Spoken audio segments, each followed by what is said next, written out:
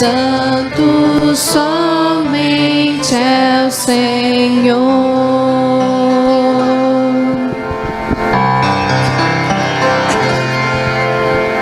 Santo somente é o Senhor. Digno de adoração. Deus que é fiel, Deus de paz e perdão. Santo somente é o Senhor.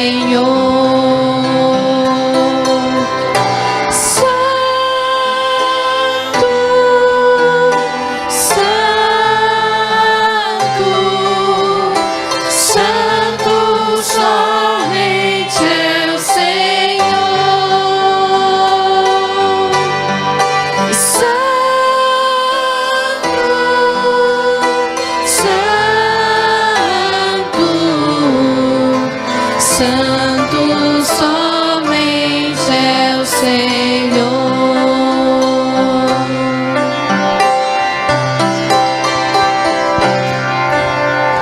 Santo somente é o Senhor. Digno de adoração. Deus que de paz e perdão. Santo somente é o Senhor.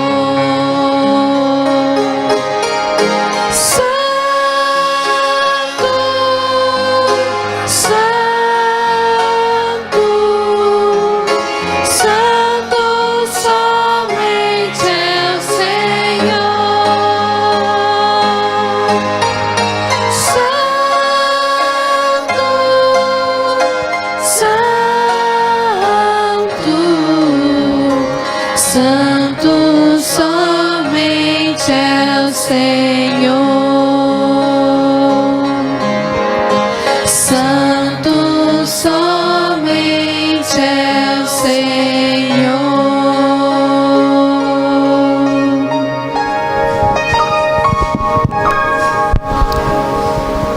Santo Deus, grandioso Pai, louvado seja o teu nome pela bênção e a oportunidade que o Senhor concede a cada um de nós de estarmos aqui na tua presença nesta manhã. Amém. Mais uma vez, ó Deus, nós invocamos a presença do teu Santo Espírito conosco aqui. Amém. Que o teu Santo Espírito trabalhe poderosamente em nossos corações, em nossas vidas, para que possamos entender com profundidade a mensagem que o Senhor tem a cada um de nós. Amém. Abençoa a cada adorador, a cada dizimista, e que a nossa adoração, o nosso louvor seja aceita pelo Senhor. Amém. É o que nós te rogamos em nome do Senhor Jesus. Amém. Bom dia, igreja. Nós queremos desejar que todos vocês sejam bem-vindos mais uma vez aqui nesse sábado, e queremos dizer também que você escolheu o melhor lugar para estar nessa manhã. Que Deus possa estar conosco através do Espírito Santo, e que tudo que aqui for feito possa ser para sua honra e a glória, a sua glória também. Que todos nós possamos ser igualmente abençoados no seu santo dia de sábado.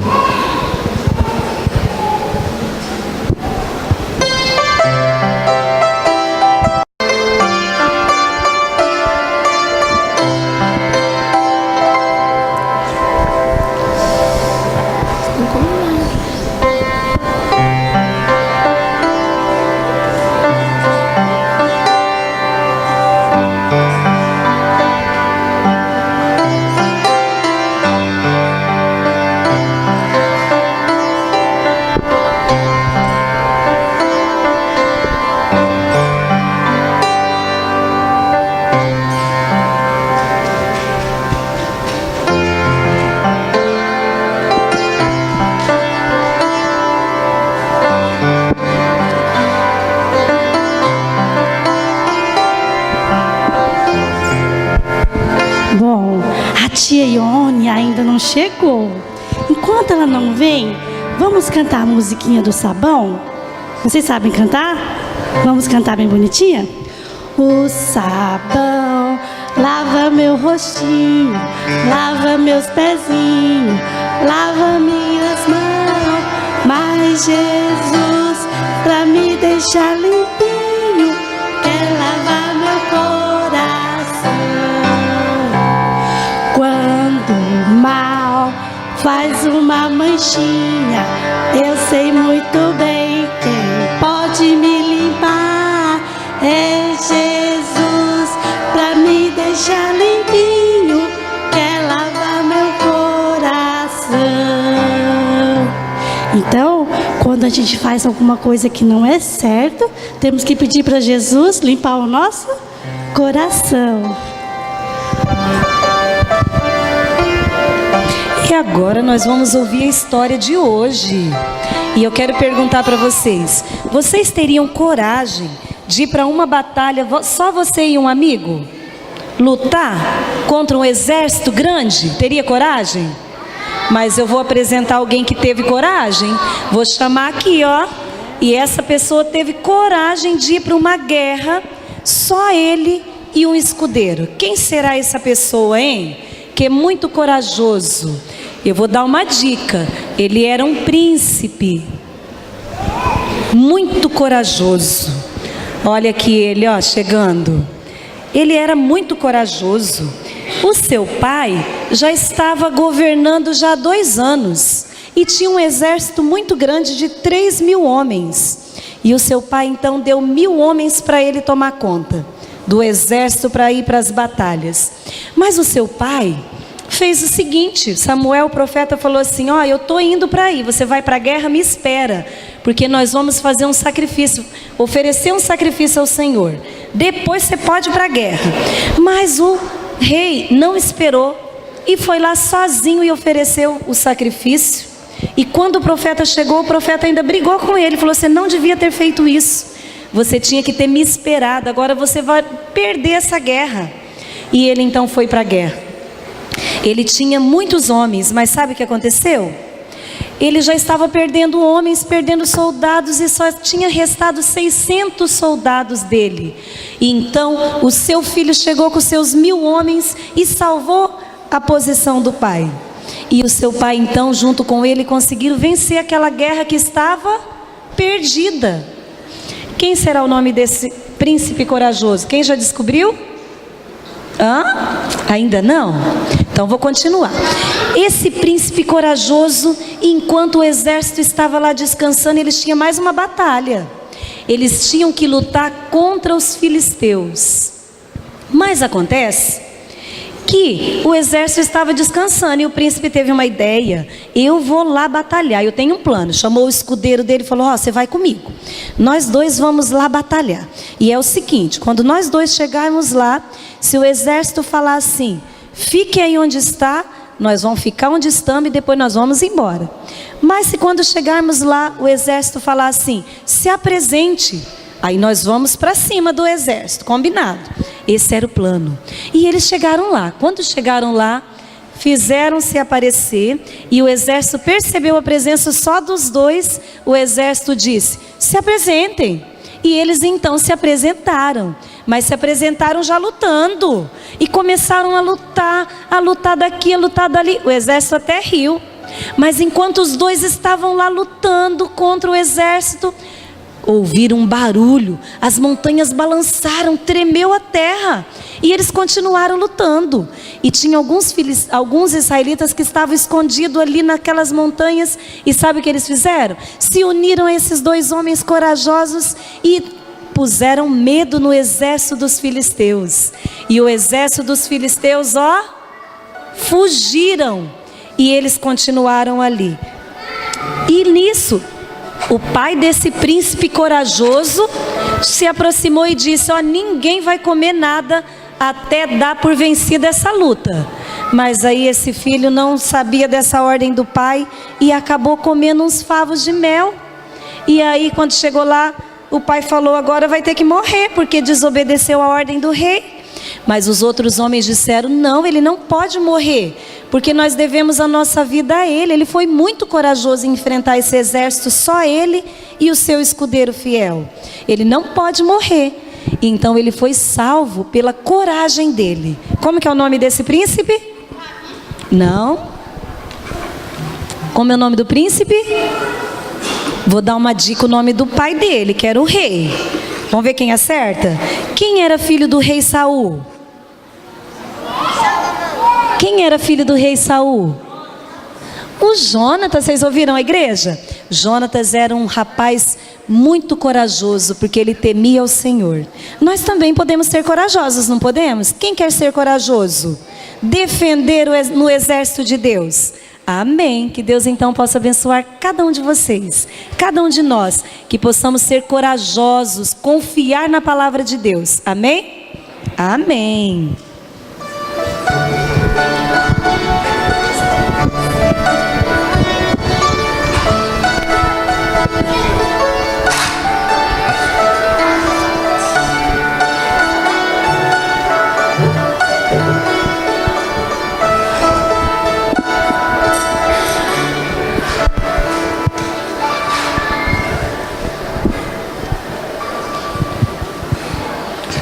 Eu creio que, se não todos, mas a maioria que chegou essa manhã aqui, trouxe contigo um agradecimento a fazer ou um pedido de oração. E esse é o momento. Todos os sábados nós abrimos um espaço para você que tem esse pedido de oração, esse agradecimento, vir aqui externar essa vontade para com Deus. Você que tem esse pedido, esse agradecimento, esse é o momento então para estar vindo até aqui à frente, então, para juntos nós orarmos ao Santo Deus.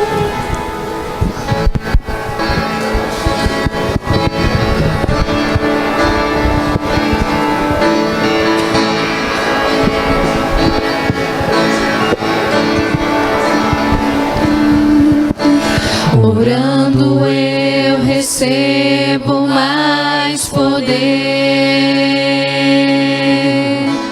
orando me entrego ao meu Deus,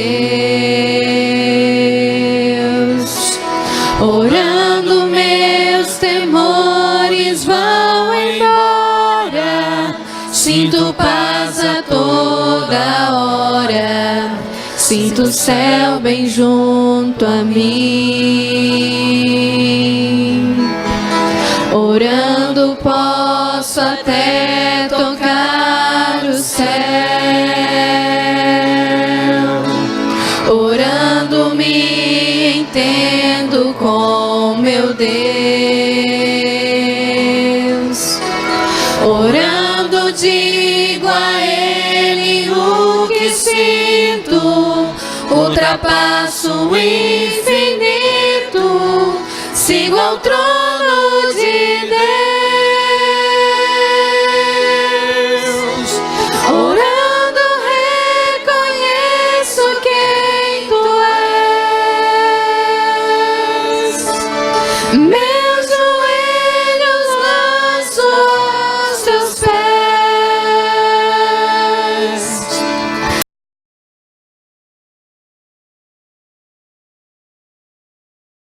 Tuas mãos, uma vida de oração.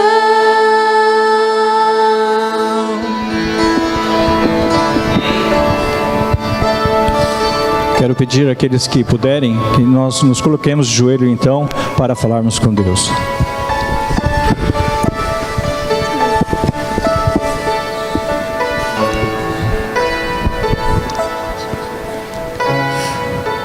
Bondoso Deus e querido Pai, aqui estão os seus filhos de joelhos nessa manhã, em atitude de reverência, para te agradecer e também ao mesmo tempo te pedir.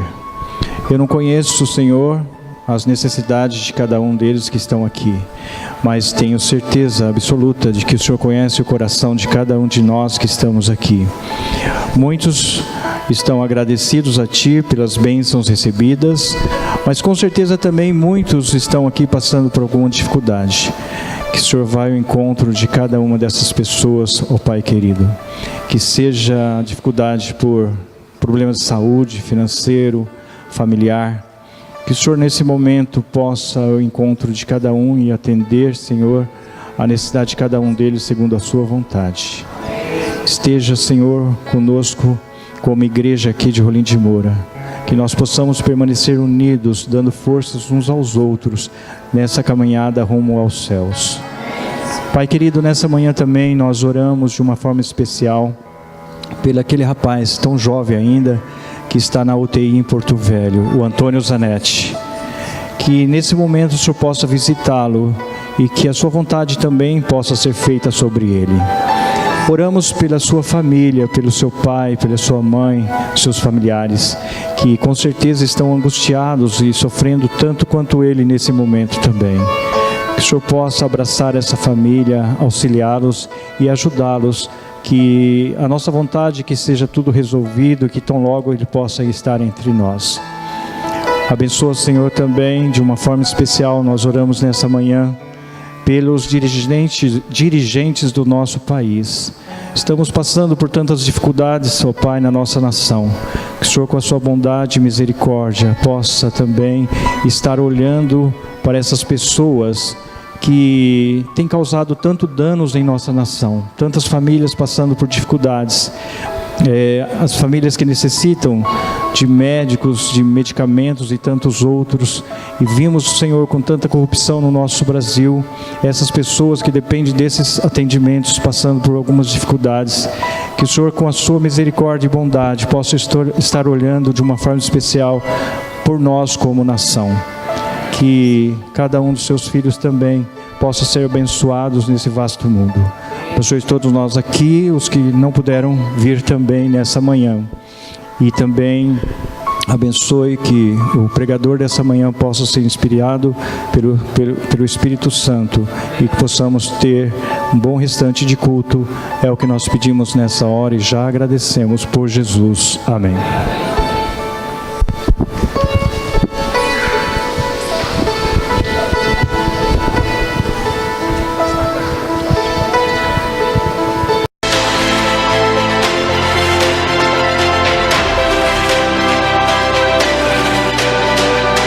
Provai e vede. História de hoje. Siga adiante.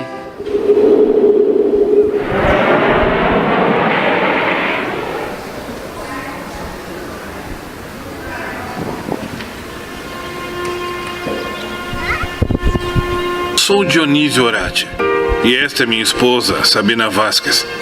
Nós viemos da Bolívia para trabalhar e viver em Mendonça, Argentina.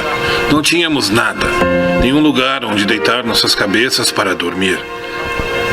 Movidos por uma plena confiança em nosso Deus, tentamos conseguir trabalho em alguma fazenda que nos aceitasse. Fizemos de tudo para sobreviver, dia após dia. Eu e minha esposa lavramos a terra para ganhar algum dinheiro no final do mês. Os primeiros anos foram muito difíceis, a ponto de tentarmos voltar para a Bolívia. Mas Deus tinha um plano para nós. Pois quando chegamos a essa região, estabelecemos a presença adventista em Costa de Araújo. Parecia que Deus dizia: siga adiante, eu estou com você.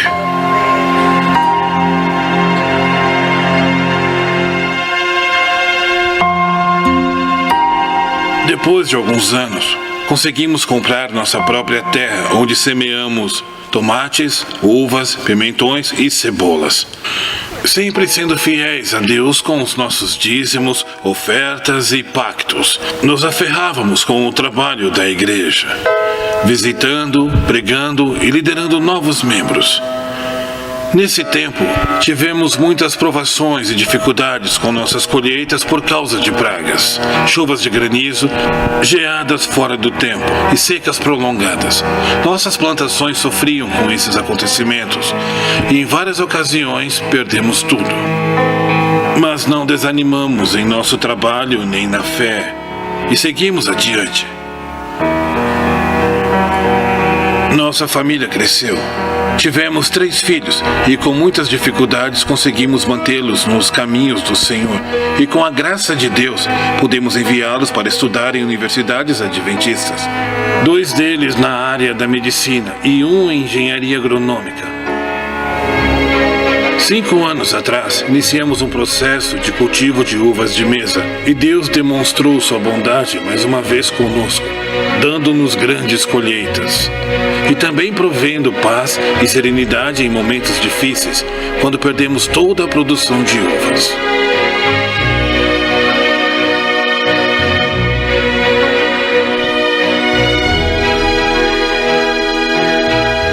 Hoje, nosso negócio prosperou muito. Em algumas ocasiões, nas colheitas, temos até 80 empregados.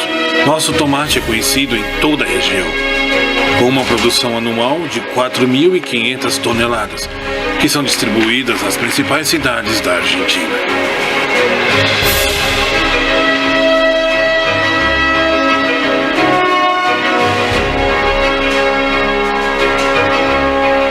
Nossas uvas são muito doces e muito apreciadas por sua qualidade.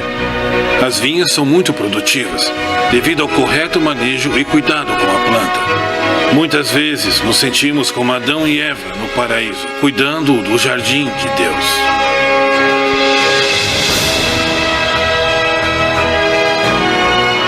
Temos consciência de que a terra esconde bênçãos em suas profundezas, para os que têm o valor, a vontade, a perseverança para colher os seus tesouros.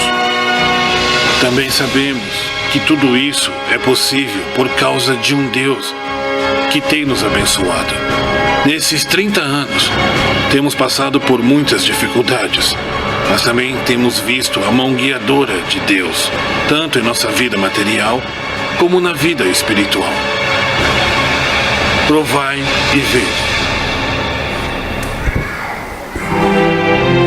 Em reconhecimento e gratidão a Cristo por tudo que Ele é, entregamos os nossos dízimos e ofertas como parte da nossa adoração.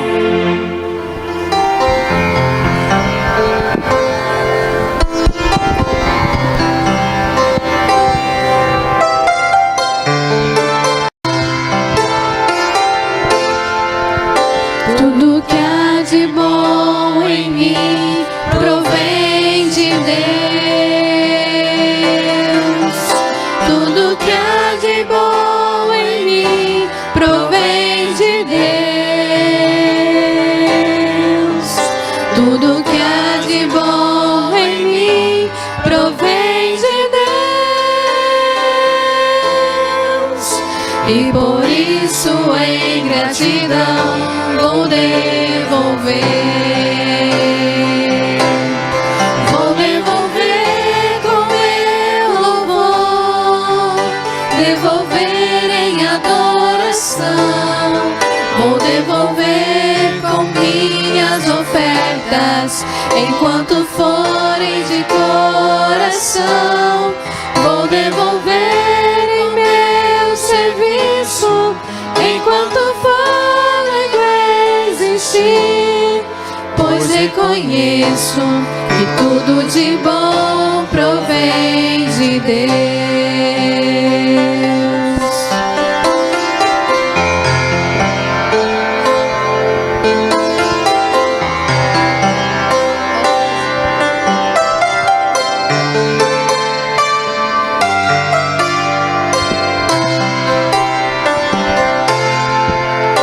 Tudo que há de bom em mim pertence a Deus. Tudo que há de bom em mim pertence a Deus. Tudo que há de bom em mim pertence a Deus. E por isso em gratidão vou devolver.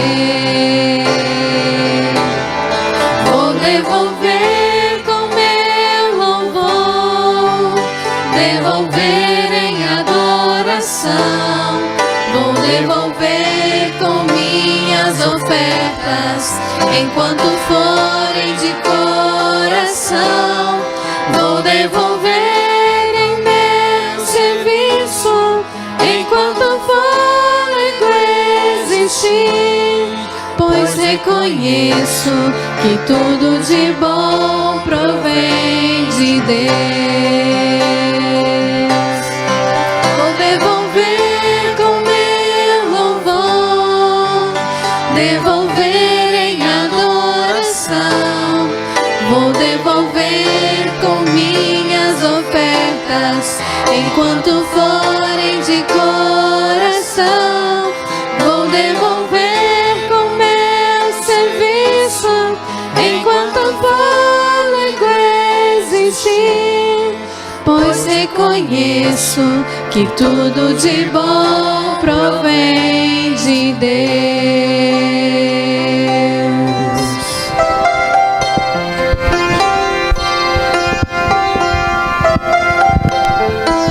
Em reconhecimento e gratidão ao nosso Deus, vamos ficar em reverência e falar com Ele nesse momento. Querido Pai que estás nos céus, nós te agradecemos por todas as bênçãos que o Senhor tem concedido em nossa vida. Em especial, Senhor, aqui estão os nossos dízimos e as nossas ofertas. Que esses dízimos e ofertas, Senhor, cumpram a sua real missão, que é levar o seu evangelho a todo mundo. Que a tua palavra seja pregada e que muito em breve, Senhor, o Senhor possa voltar e nos resgatar deste mundo. Que o seu Santo Espírito esteja conosco a cada dia e que nós possamos todos os dias fazer as melhores escolhas para estar do teu lado. É o que nós te pedimos, Senhor, e te agradecemos. Em nome de Jesus. Amém.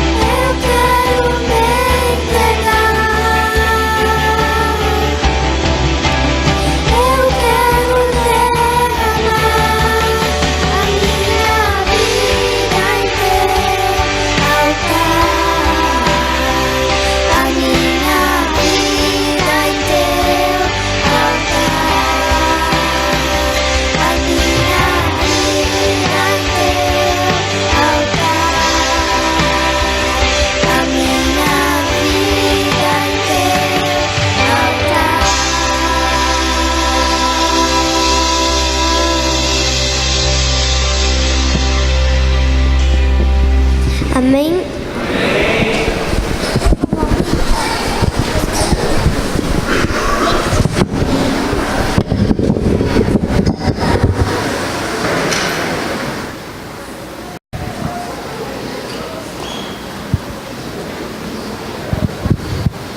Um feliz sábado a todos.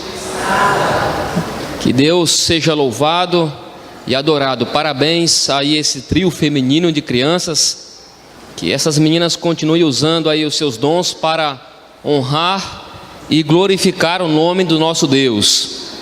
Vou pedir a permissão dos irmãos, vou ficar aqui nesse púlpito um pouco mais próximo de vocês. Eu gosto de ficar aí bem próximo para a gente poder falar olhando nos olhos. É uma alegria e um privilégio nesta manhã poder estar aqui com vocês.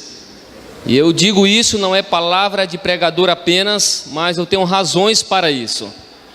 A primeira vez que eu estive pregando nesta igreja foi há quase 3 anos atrás. A primeira vez, há 3 anos atrás. Eu sou natural de Rio Branco do Acre. Já moro há quase 4 anos lá em Belém, no Pará, onde nós estudamos na Faculdade Adventista da Amazônia, a FAAMA, fazendo curso de teologia. A primeira vez que eu estive aqui foi exatamente na minha primeira férias de comportagem. Eu vim para cá, para essa cidade, para comportar.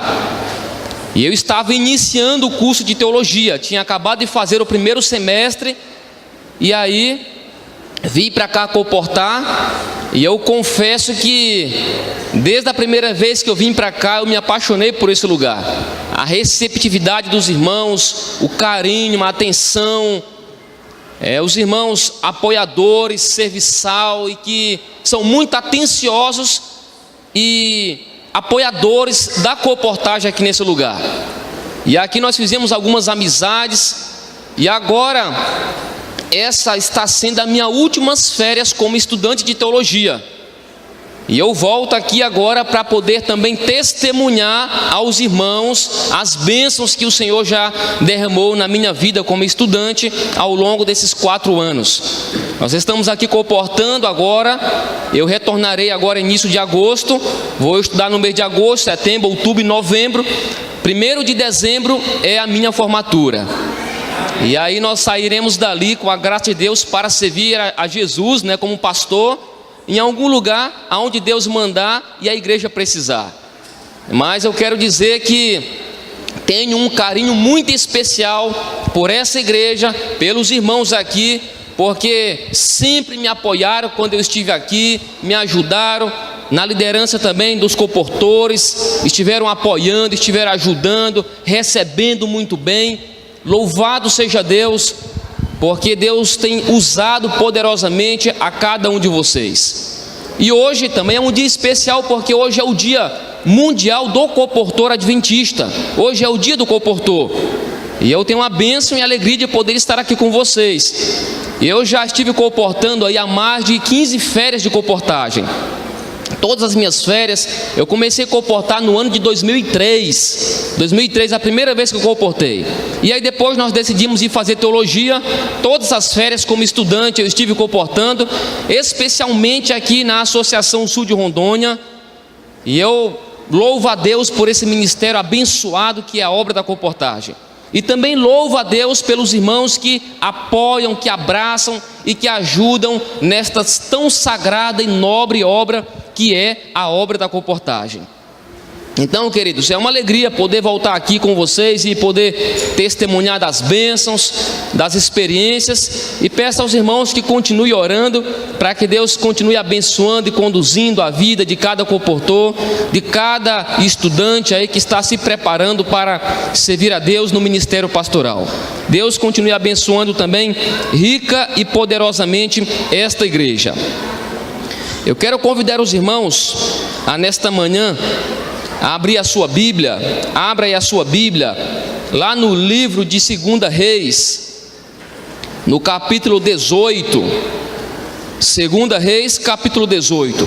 Vamos então aqui meditar, estudar e se aprofundar na palavra de Deus e ver a mensagem que Ele tem para mim e para você aqui nesta manhã. Eu tenho certeza que você saiu de casa nesta manhã com o desejo de poder ouvir mais da palavra de Deus.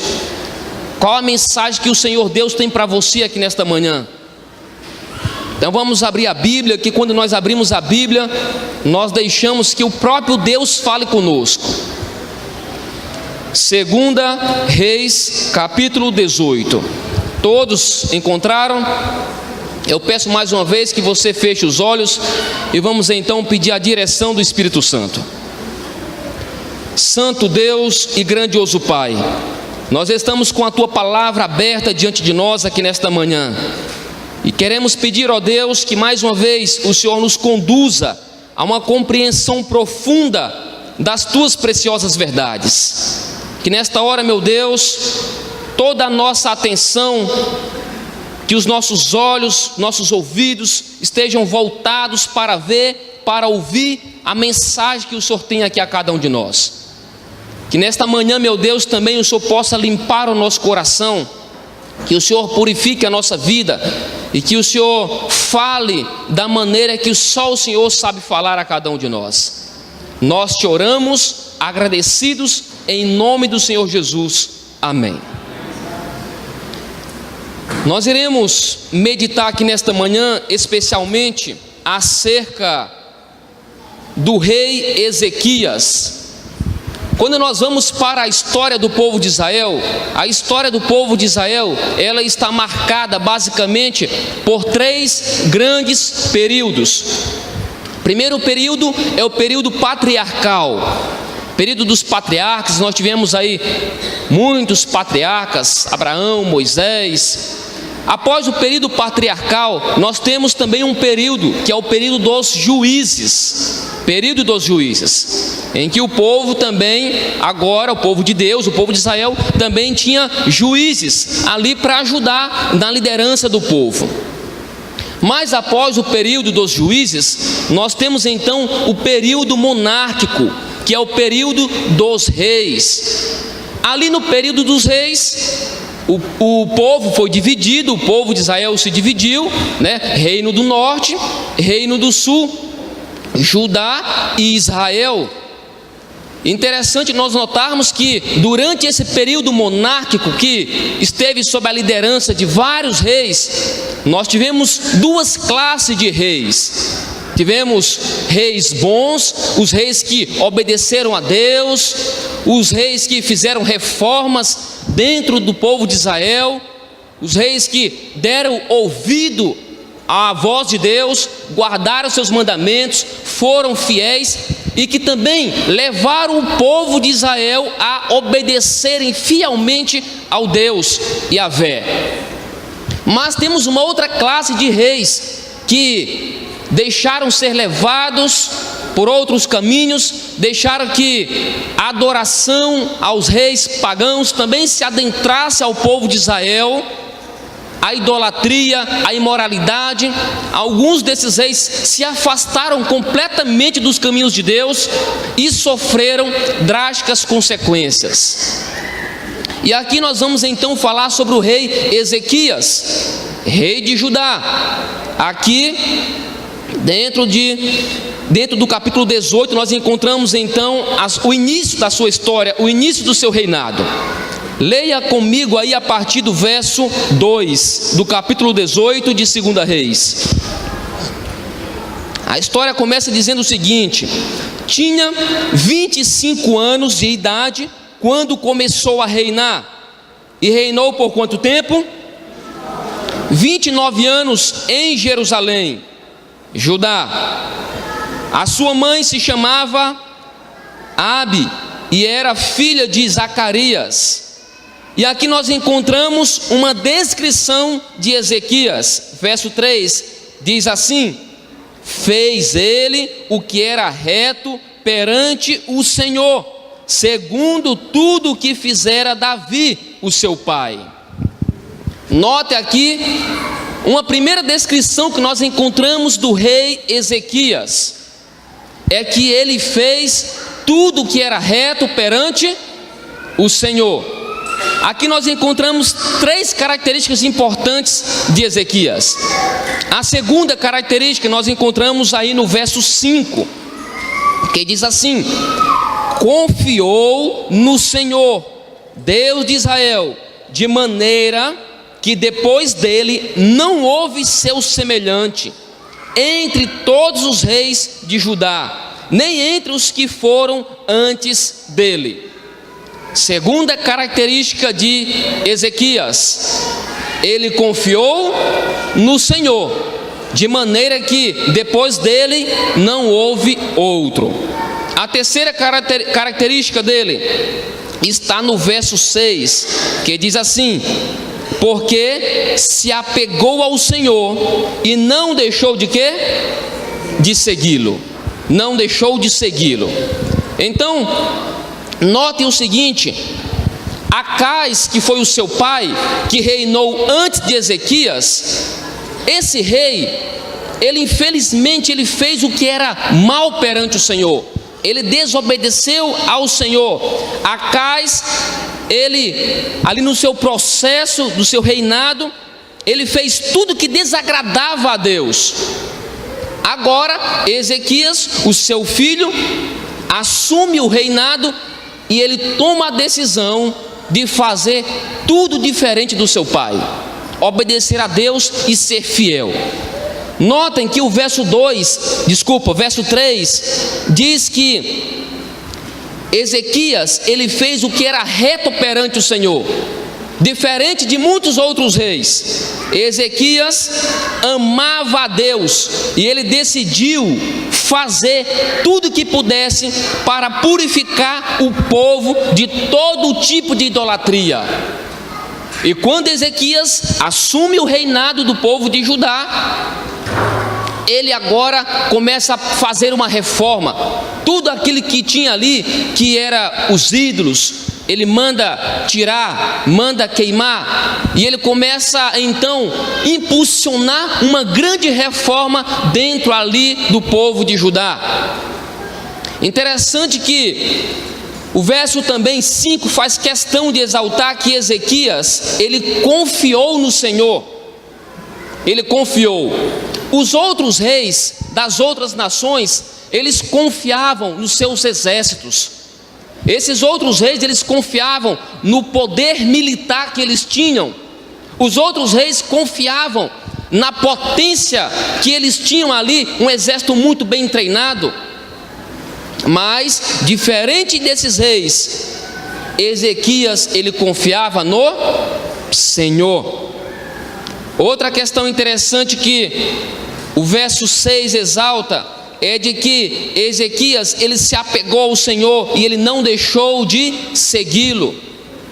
Muitos reis de Israel, eles começaram sendo fiéis ao Senhor, mas durante ali o percurso de seu reinado, eles começaram a se afastar de Deus.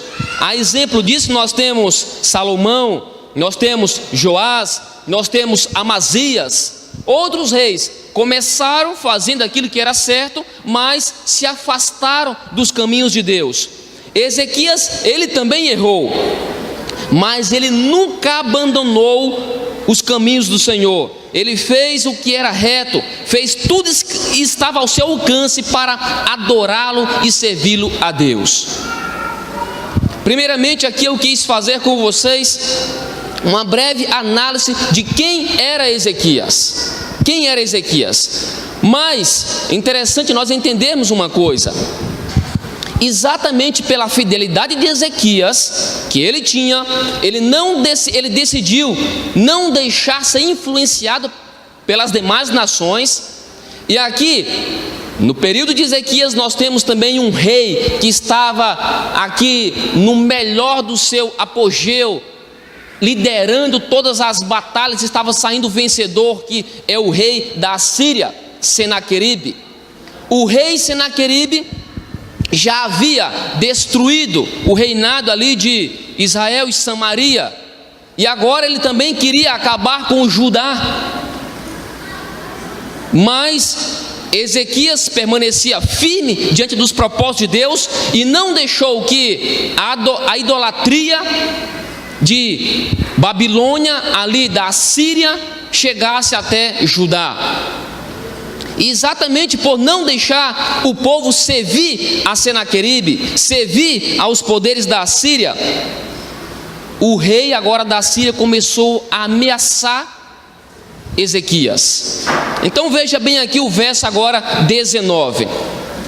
Verso 19 do capítulo ainda 18. Rabizaque, que era um dos principais oficiais ali do rei da Síria, Senaqueribe, ele vai até ali o rei Ezequias e ele diz agora o seguinte: Rabizaque, diz o verso 18, disse: dizei a Ezequias, assim diz o sumo rei, o rei da Síria. E a pergunta que ele faz é a seguinte: que confiança é essa em que o quê? Em que te estribas? Que confiança é essa em que te estribas?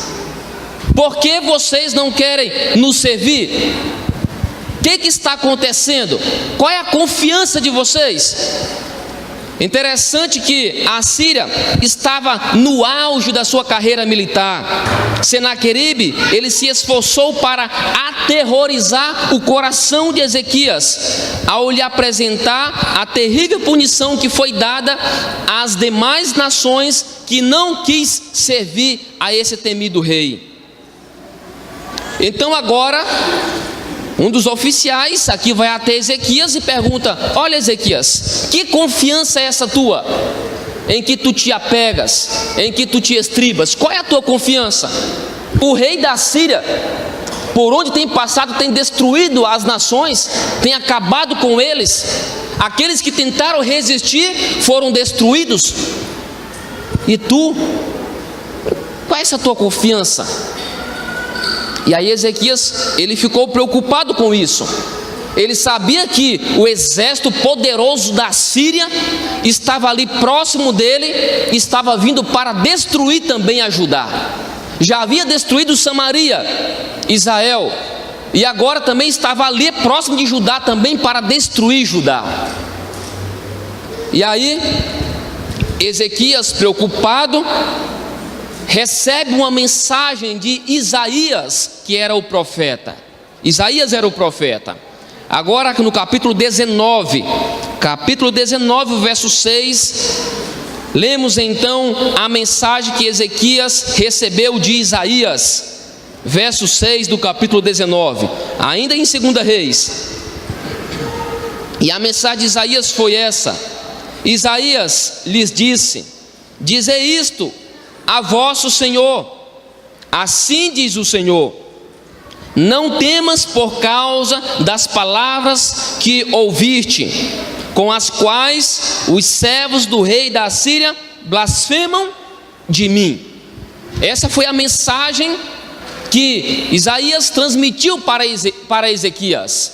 Não precisa temer as afrontas que o rei da Síria está fazendo contra mim.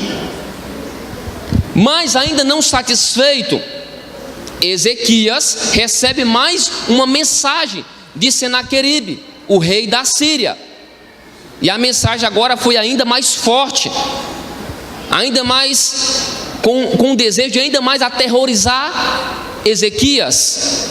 E olha só qual foi aqui a mensagem. Lê comigo a partir do verso 10. Verso 10 diz assim, ó: Senaqueribe mandando uma mensagem para Ezequias. O verso 10 diz: assim falareis a quem? A Ezequias, rei de Judá: não te engane o teu Deus, em quem confias, dizendo: Jerusalém não será entregue nas mãos do rei da Síria. Já tens ouvido o que fizeram os reis da Síria a todas as terras, como as destruíram totalmente. E crês tu que te livrarias? Olha só qual foi a mensagem aqui do rei da Síria: Ezequias, tu já ouviu as notícias, tudo que o exército da Síria fez com as nações que se recusaram nos servir. E tu crê que o teu Deus, ele vai te livrar? Tu crê que o teu Deus, ele vai te proteger? Tu acredita que esse teu Deus aí, ele vai livrar vocês?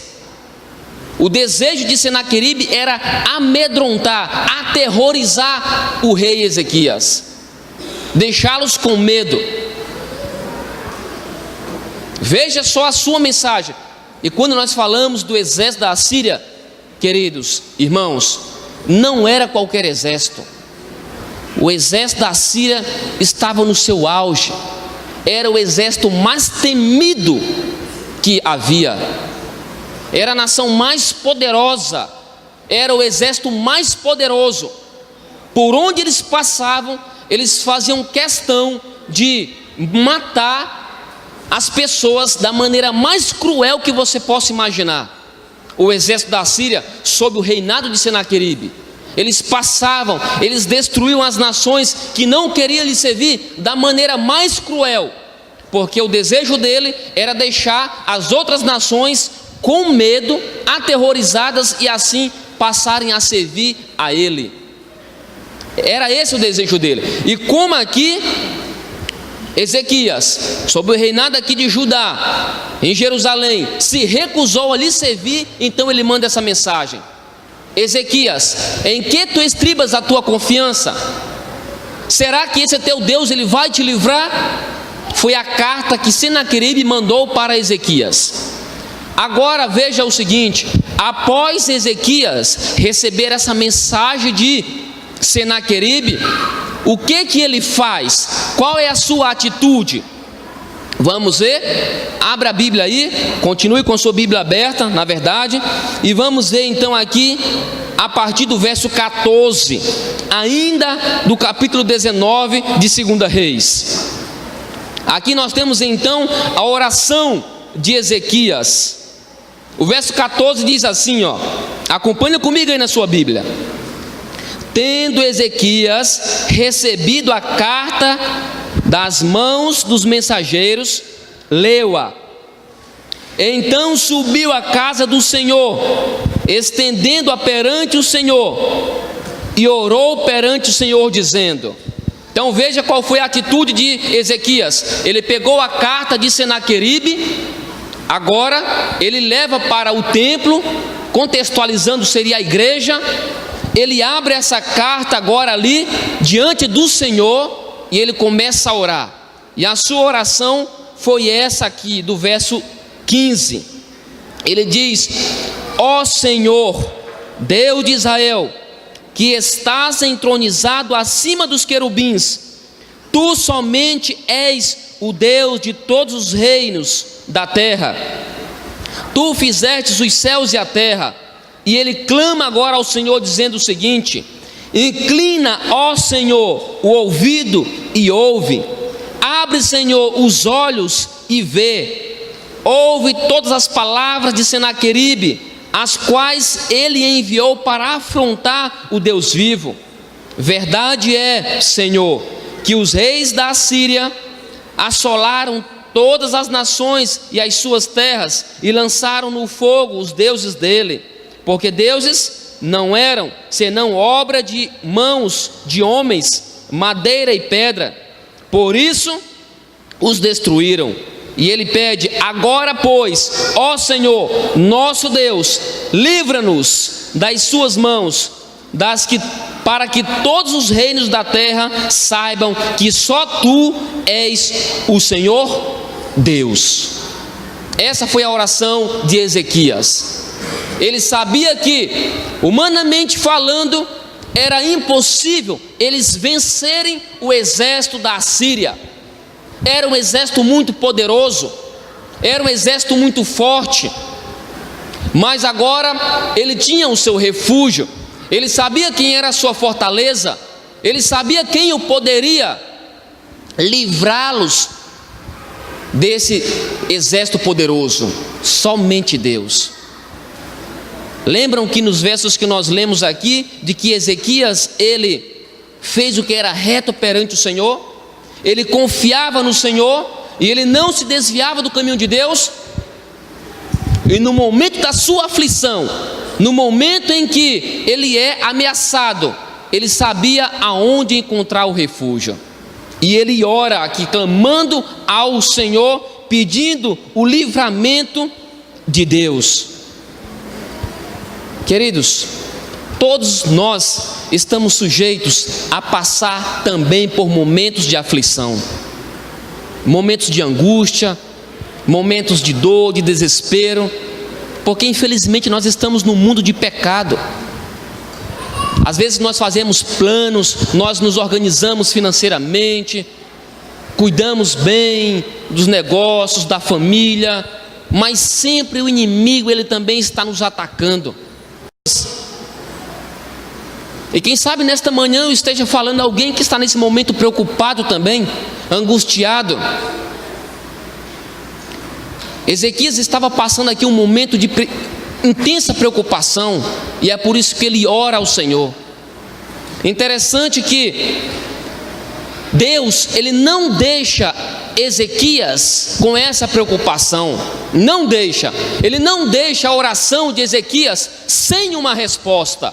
Ele dá uma resposta imediata à oração de Ezequias, e a resposta dele veio exatamente através do profeta Isaías. Veja agora aí o que diz o verso 20, ainda no capítulo 19, verso 20, diz assim, ó: então Isaías, filho de Amós, mandou dizer a Ezequias,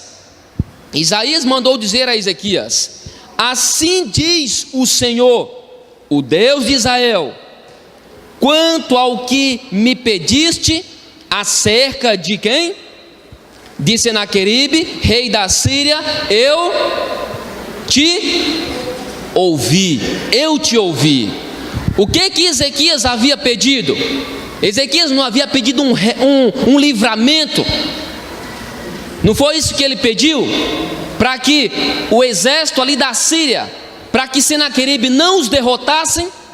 Foi isso que ele orou: Senhor, ouve, abre os olhos e vê todas as palavras de Senaqueribe, as quais ele enviou para afrontar o Deus vivo. Não permita que ele nos vença, para que o teu nome seja honrado, para que o teu nome seja glorificado. E aí, o profeta Isaías, que recebeu a mensagem de Deus, manda para Ezequias: Ezequias, quanto ao que pediste acerca de Senaqueribe, eu te ouvi. Queridos, abençoar o seu povo faz parte da natureza de Deus. Deus nunca deixa os seus filhos desamparados. Deus nunca deixa os seus servos fiéis desamparados sem uma resposta. Deus sempre os abençoa, e nós podemos encontrar isso de uma extremidade a outra da Bíblia, Deus respondendo à oração dos seus filhos. Quando nós vamos lá para o profeta Elias, ele orou quando ele foi desafiado pelos seus inimigos, e o céu mandou fogo para consumir a oferenda no altar que ele erigira na presença dos inimigos de Deus. E Deus mandou fogo sobre aquele altar ali que Eliseu levantou, e o nome de Deus foi glorificado. Em outro momento, Eliseu orou, e o filho da mulher sunamita se ergueu dentre os mortos e ressuscitou. E mais uma vez o nome de Deus também foi exaltado. Nós podemos ver nos Salmos Davi várias vezes orando, clamando, e depois ele escreve os seus cantos de agradecimento em resposta às orações de Deus.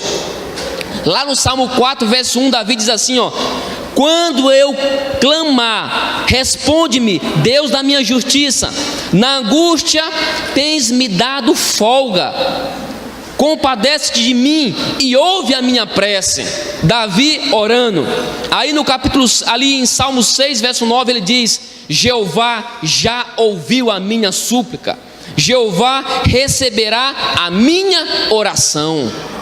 A convicção de Davi de que Deus responde às suas orações. Ali nos Salmos também 18, verso 6, Davi diz: na minha angústia invoquei a Jeová e clamei por socorro a meu Deus. Ele ouviu do seu templo a minha voz, e o clamor que lhe fiz entrou nos seus ouvidos.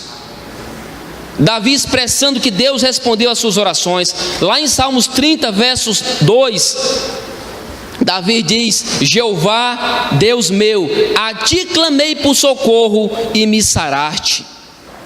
Salmos 31, verso 1 e 2, Davi diz: em ti, Jeová, me refugio, não seja eu jamais envergonhado, livra-me da tua retidão.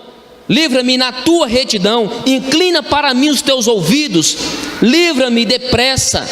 Se para mim uma rocha fortificada, uma casa de defesa que me salve.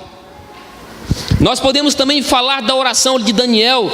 Daniel, ele orou e conheceu o segredo de Deus para salvar a sua vida e a de seus companheiros e para mudar o curso da história. Jesus também orou no túmulo de Lázaro, e aquele que estava morto há 4 dias ressuscitou. Jesus também orou ali no jardim do Éden, no jardim do Getsêmani, e encontrou forças para suportar o seu sofrimento. Pedro orou e Dorcas ressuscitou para servir a Jesus Cristo durante anos. De uma extremidade à outra da Bíblia nós encontramos Deus respondendo e atendendo à necessidade dos seus filhos.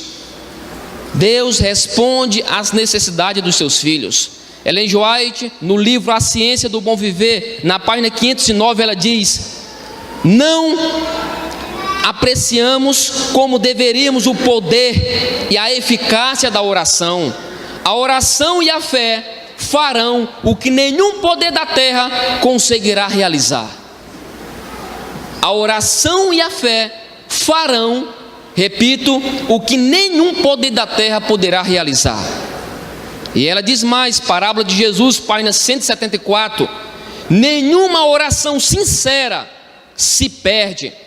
Em meio das antífonas do coro celestial, Deus ouve o clamor do mais débil ser humano. Amém? Deus ouve a oração dos seus filhos. E Deus ouviu a oração aqui de Ezequias. Deus ouviu a sua oração. E agora eu quero que você leia comigo a partir do verso 35 aí, do capítulo 19. Verso 35 diz assim, ó: então, naquela mesma noite, saiu o anjo do Senhor e feriu no arraial dos assírios 185 mil. E quando se levantaram os restantes pela manhã, eis que todos estes eram o quê? Cadáveres. Ellen G. White, comentando sobre isso aqui no livro Profetas e Reis, ela diz que ali estava os melhores ali do exército da Síria, os oficiais, muitos homens, 185 mil homens. Deus enviou apenas um anjo que feriu.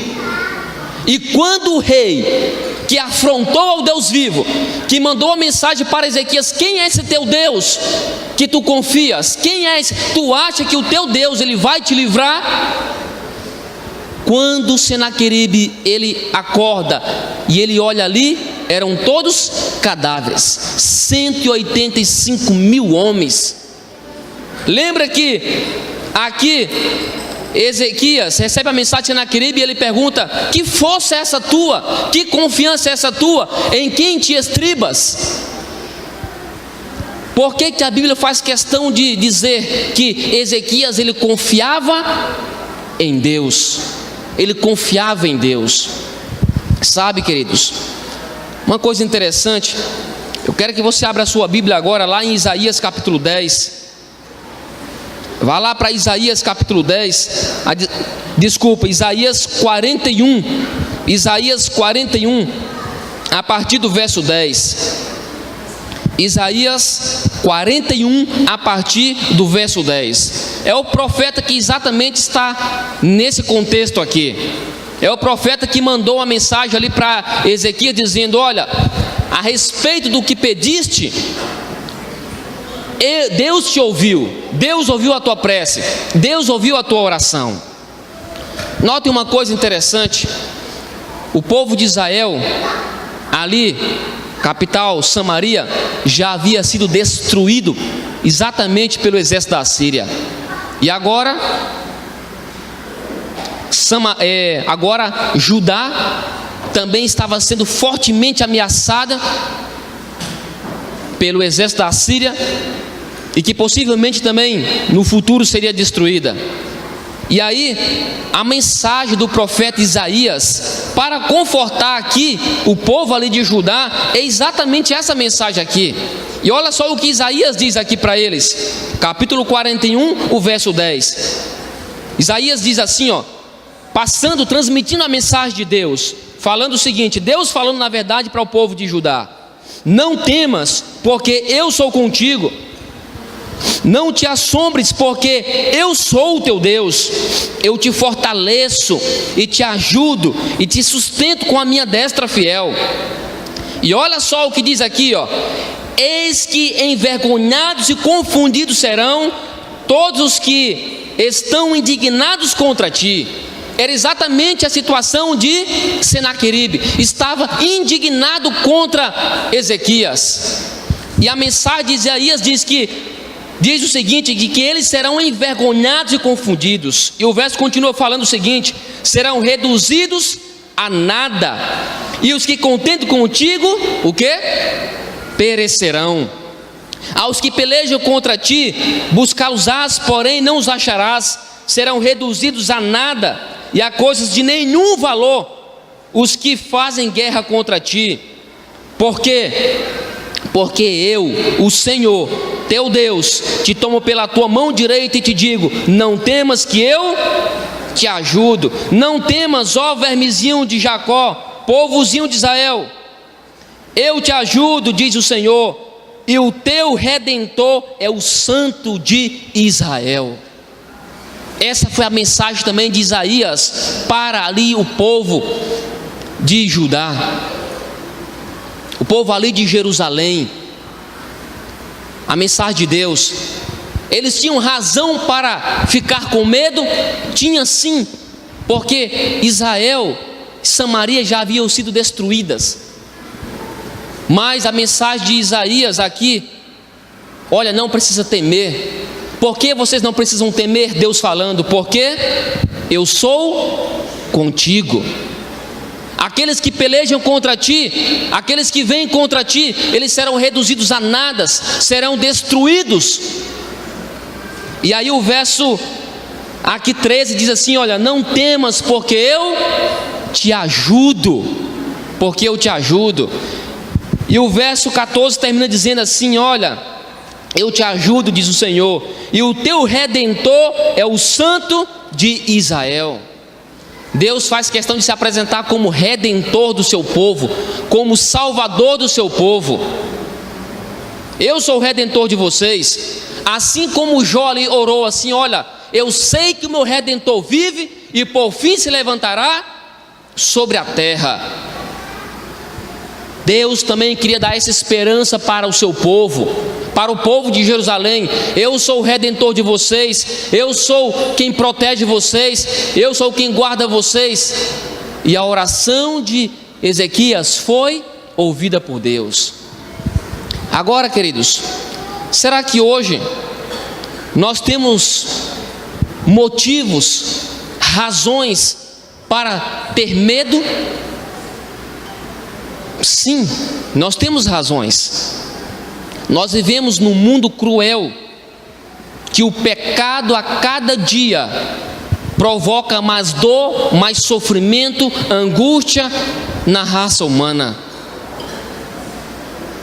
Você tem medo de ser assaltado, nós temos medo de o inimigo destruir a nossa família, nós temos medo de um acidente, nós temos N motivos para ter medo. Temos muitas razões para ter medo.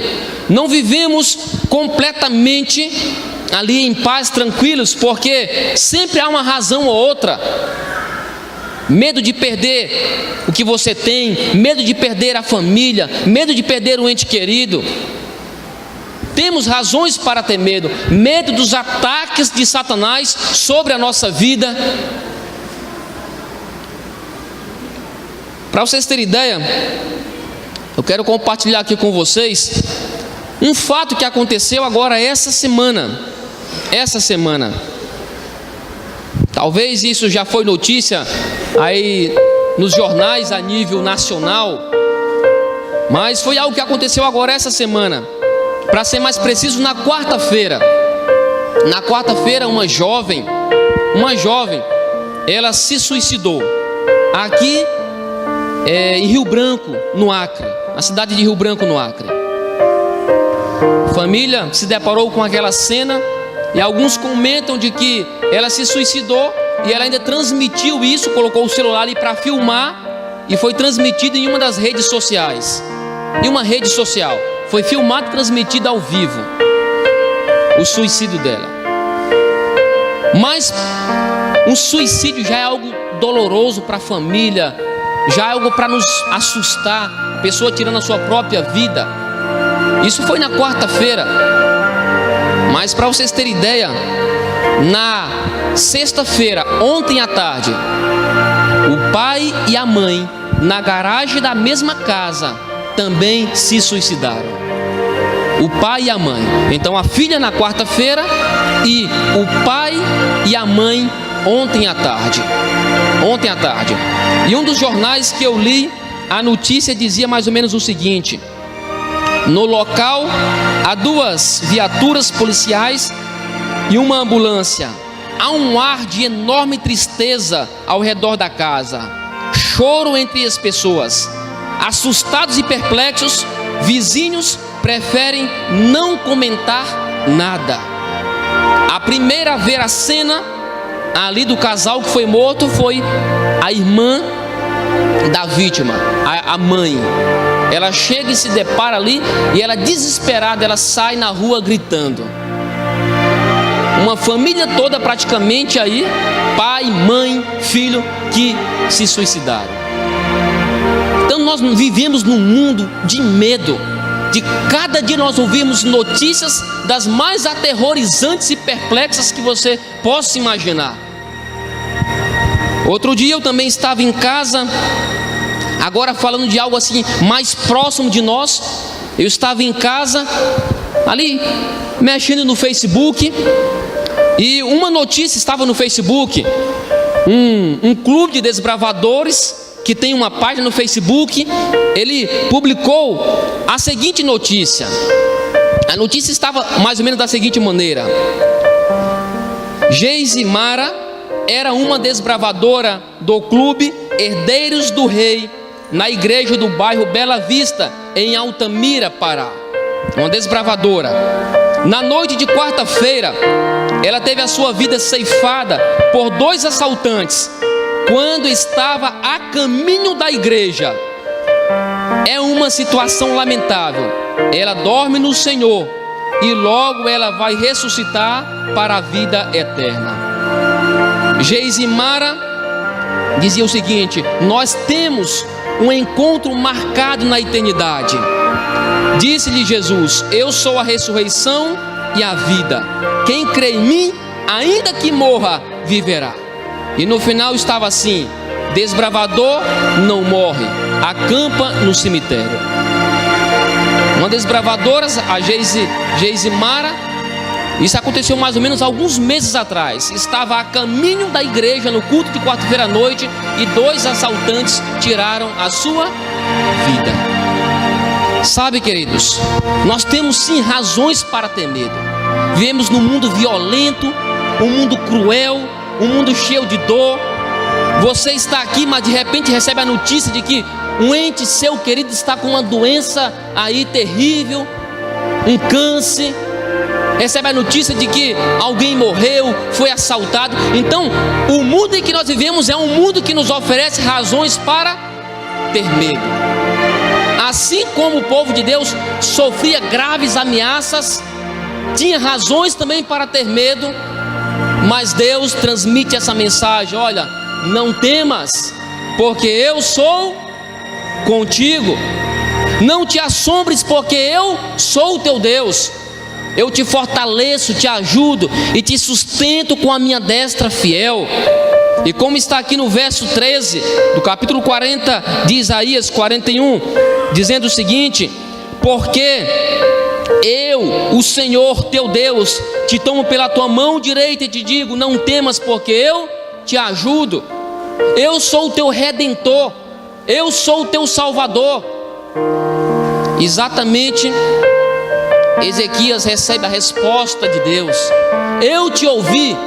E ele manda um único anjo do céu e destrói praticamente todo o exército da Assíria, 185 mil homens. Eu diria para você nesta manhã o seguinte, queridos: eu não sei o que tem preocupado você, eu não sei o que tem tirado o seu sono, eu não sei qual é a tua dor, a tua angústia, a tua preocupação, mas você tem pelo menos um motivo para continuar lutando. Você tem pelo menos um motivo para continuar em pé, confiante: é de que Deus é contigo. Outros podem ter te abandonado, você pode ter sido esquecido pelos seus amigos, quem sabe até mesmo pela família, mas não esqueça, Deus é contigo. Deus é contigo. Ellen White, ela termina nesse relato dizendo o seguinte: o Deus dos hebreus havia prevalecido sobre a orgulhosa Assíria. A honra de Jeová, ela foi vindicada aos olhos das nações vizinhas. Em Jerusalém, o coração do povo estava cheio de santo regozijo. Seus ferventes pedidos de livramento tinham sido misturados com confissão de pecado e com muitas lágrimas. Em sua grande necessidade, eles haviam confiado inteiramente no poder de Deus para salvar, e Ele não lhes havia faltado. Agora, o recinto do templo ressoava com cânticos de solene louvor. O povo agora expressa ali em salmos um cântico de louvor e de adoração, porque Deus os havia livrado. Deus os havia livrado. O Deus que está aqui conosco também nesta manhã é o mesmo Deus que livrou Jerusalém nesse momento. É o mesmo Deus. O Deus que está aqui conosco aqui, querido irmão, é Deus Jeová, é o Deus Emanuel, o Deus conosco. É o Deus Yahvé, o Deus vivo, o Deus todo-poderoso. Para o cansado, Ele é o descanso. Para o perdido, Ele é o caminho. Para o que tem fome, Ele é o pão da vida. Para o que tem sede, Ele é a água da vida. Ele é a salvação, Ele é a verdade.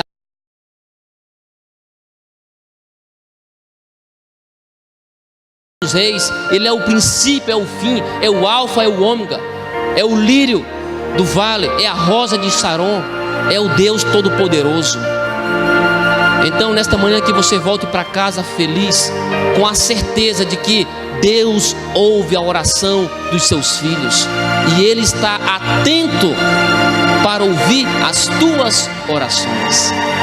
Nesse momento eu quero cantar com vocês um hino bastante conhecido, é o hino Deus de Israel. Que você faça dessa música, desse hino, a sua oração aqui nesta manhã. Que você cante com todo o seu coração, pedindo: Deus de Israel, Cristo Jesus, habita em mim. Vamos ficar em pé e vamos então adorar o nosso Deus com esse cântico. E que também seja uma oração para você.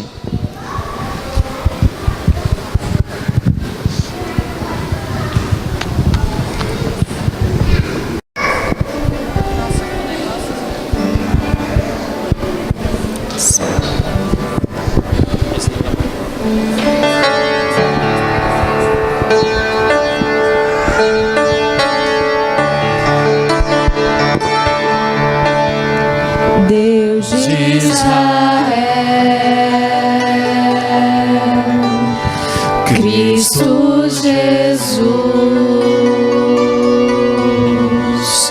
habita em mim, Espírito luz, Deus de Israel, ó Deus de Israel, pois tu criaste a terra e os céus, hoje tua glória invade meu ser. Aleluia,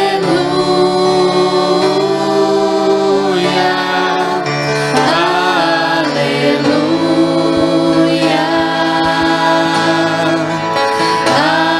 aleluia, aleluia. Cante mais forte. Teu nome, ó Deus de Israel, pois tu criaste a terra e o céu, hoje tua glória invade meu ser. Aleluia,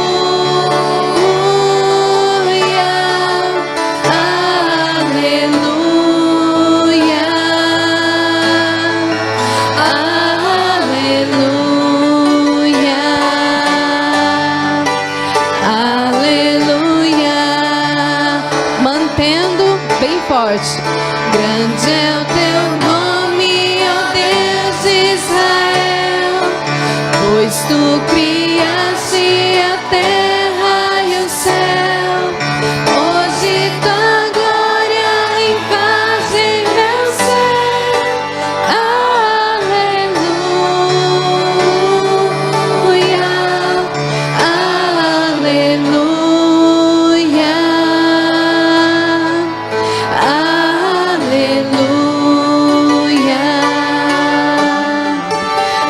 aleluia, aleluia. Deus de Israel, Cristo Jesus habita em mim, Espírito luz. Mais uma vez, agora bem tranquilo. Deus de Israel, Cristo Jesus habita em mim,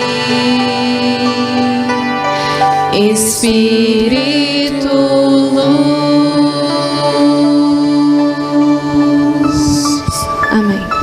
Quantos aqui nesta manhã tem assim algo especial que você tem orado, você tem pedido, você já tem falado com Deus sobre isso aqui? Deixa eu ver as mãos.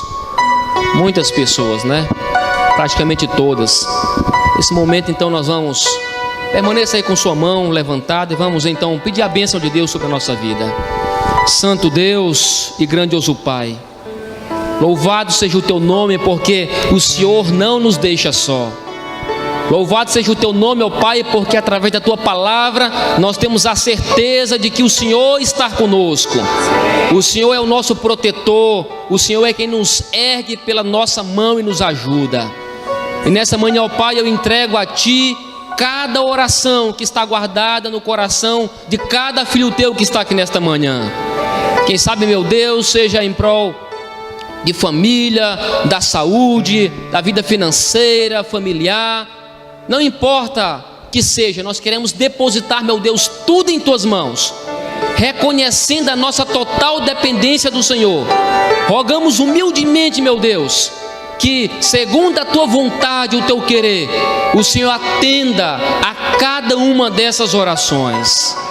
Nós nos entregamos, meu Deus, em teus braços de amor, que as nossas preocupações, nossas perplexidades, aflições, possa nesse momento, ó Pai, encontrar alívio e conforto no nome de Jesus. Nós te oramos agradecidos, em nome do Senhor Jesus, que vive e reina para todo sempre. Amém, Senhor. Amém. Deus abençoe cada um aqui.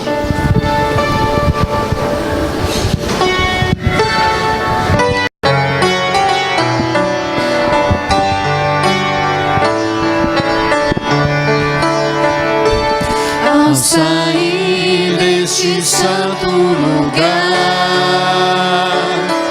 onde ouvi a palavra de Deus, onde vim adorá-lo em paz, e o céu pode ouvir meu clamor, vou sair mais confiante em meu Jesus, mais fiel além do amor, pois aqui entreguei o meu coração, minha vida agora está nas mãos do meu Salvador.